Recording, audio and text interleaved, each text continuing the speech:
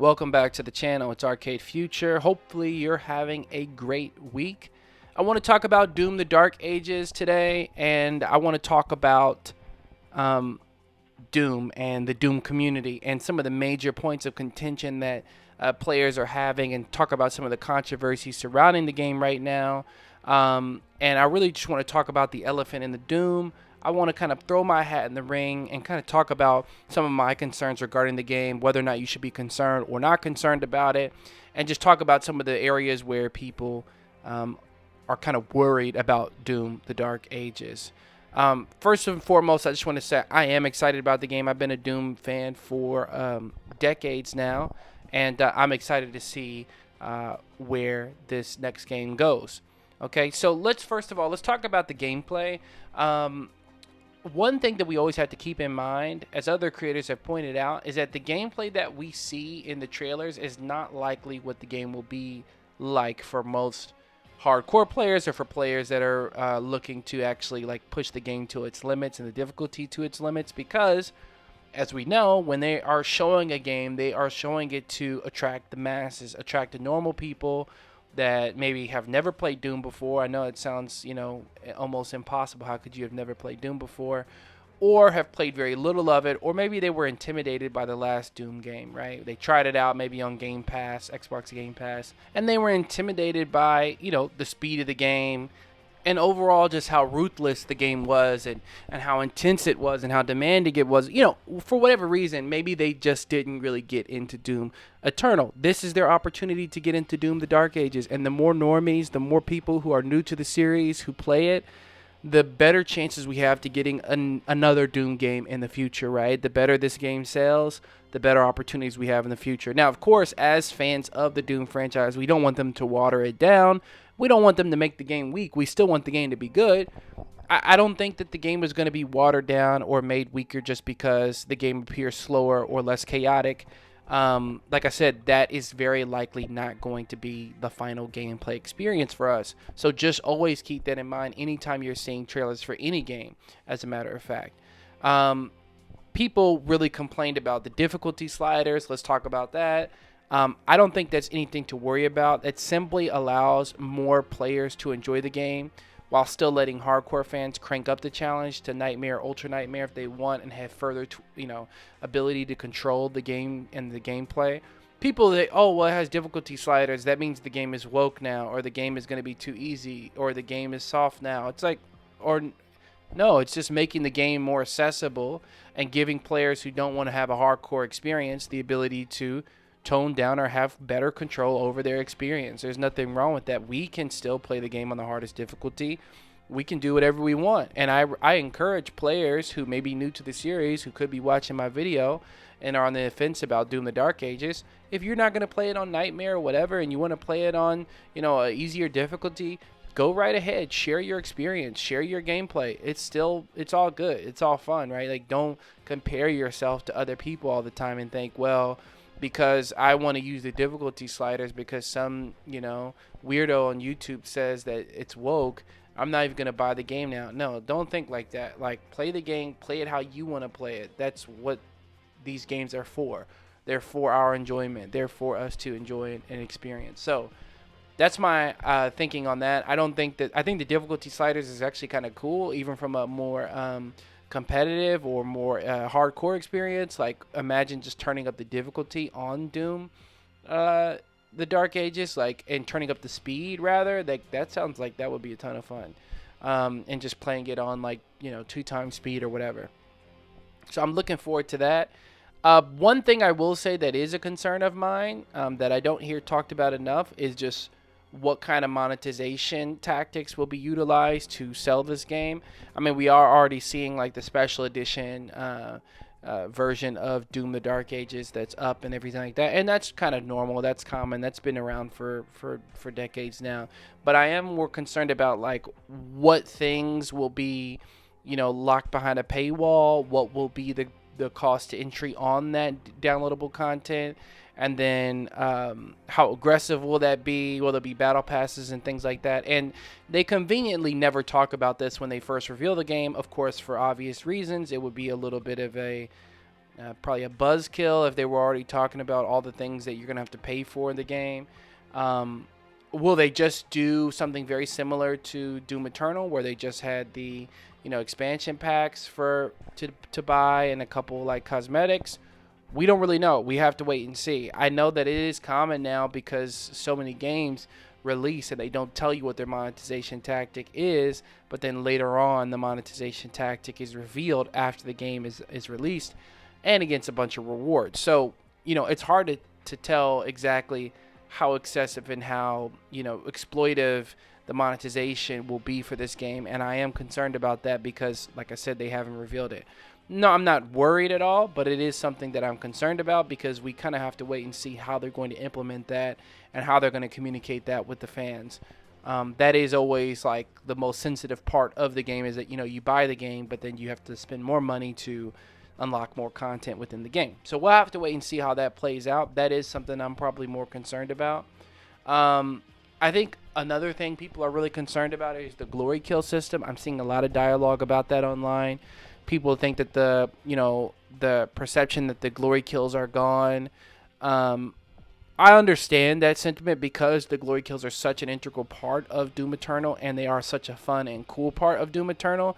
They not only look really cool, but they also are part of the strategy because you get invincibility frames when you use, the glory kills on the system, and it doesn't seem like that's a major focus in this game, though they say there still are glory kills. I think maybe they don't want to say like we've removed glory kills, so they're still saying that they're in the game even though they're kind of not. They could almost practically be called something else, but I still think that what they're implementing makes a lot of sense. And I think they're kind of taking this sort of arcade racer approach. If you look at an arcade racing game, it's not really based in reality. It's kind of like just high speed all the time. It's not like an actual racing simulator. And I think Doom, the Dark Ages, is going to be more like a arcade style game as opposed to like the platforming elements that we saw more so in Doom Eternal, running, jumping, all that kind of thing. Where this is going to be more, you're going to be more, on the ground, grounded movement, grounded combat. I think it's going to be a bigger emphasis on that. And so I think it's a cool system. It's a cool way to change the gameplay to make it to where, okay, you're doing more parrying. Like if you think of Batman, the Batman Arkham series, or if you think of like Sifu, another combat game, or you think of any sort of samurai or combat action adventure game, I think Doom the Dark Ages is going to be more in that style. And I've talked about that in another video. Check that out on my channel about Doom is Evolving. That is something I think the game is just going to be taking a direction. It's, of course, always going to be a shooter at heart, but it's going to have these elements in it where it's going to be more about this sort of close quarter combat and handling many enemies in waves and sort of being able to crowd control a bunch of enemies while your mobility options probably are a bit limited in comparison to the previous game, Doom Eternal, or in just other games of that genre in general, right? If you look at a game like RoboQuest, for example, that's a game that is like Doom Eternal, I feel, in its design, because it's just about like running, jumping, high-speed enemies, shooting a bunch, and they kind of want to go, I think, a different direction. I do think Doom the Dark Ages is trying to do something that hasn't been done before, where your character is more tanky, more heavy, less mobile, but at the same time, very much devastating if you know how to deal with the specific enemies and their specific weak points, and if you have great aim, right? So you're going to be seeing players clearing rooms and clearing waves of enemies in really fast and creative ways, and I think that might open up the sort of the grounds on how we approach speed runs for this game as well, right? So I think they're just thinking about all that, and right now we're just in the phase where they're showing us the basic gameplay to kind of just get a feel for it, so people will be interested in it and excited to pilot the mech, right? I think things like that are cool, but they're not as cool as just, utilizing the Doom guy and the base, typical combat. I think piloting the dragon is kind of cool, but it's definitely not a major selling point for me. But for someone that's more of a casual, that would be more of a selling point to them, right? Like someone who's not going to try to beat the game on the hardest difficulty, they would be super excited about piloting the mech and the flying the dragon. I think those things are cool, don't get me wrong, but I'm just saying, like, hardcore people really want to know what 80% of their gameplay is like. That's what they're going to be sold on, right? So that's my thoughts on the glory kill system. I do think that the shield parry and the defensive mechanics are something to look forward to. I think it's going to allow us to feel powerful for making, more tactile and strategic plays instead of just jumping and flailing around like we were in Doom Eternal, right? Of course, I'm not saying there's no strategy there. Of course there is, but it's a little bit more chaos where you're more so responding to enemies and responding to where they appear, as opposed to in the Dark Ages where you're going to more so just going head to head with waves of enemies. We'll see how it goes. That's just my guess, right? Another thing I want to talk about is Mick Gordon's absence from the soundtrack. His work on Doom 2016 and Doom Eternal was definitely incredible, and his departure, reportedly due to creative and contractual disputes, means a different studio is handling the soundtrack this time. That being said, we've already heard some samples and they sound promising. We've heard a little bit of the gameplay, soundtrack, and the trailers. I think a different approach to the soundtrack doesn't automatically mean a downgrade. Not having Mick Gordon doesn't not automatically mean a downgrade to the soundtrack. Well, maybe it could mean a slight downgrade, but the soundtrack could still be really good. And I think we need to keep an open mind. We might be introduced to some really great music.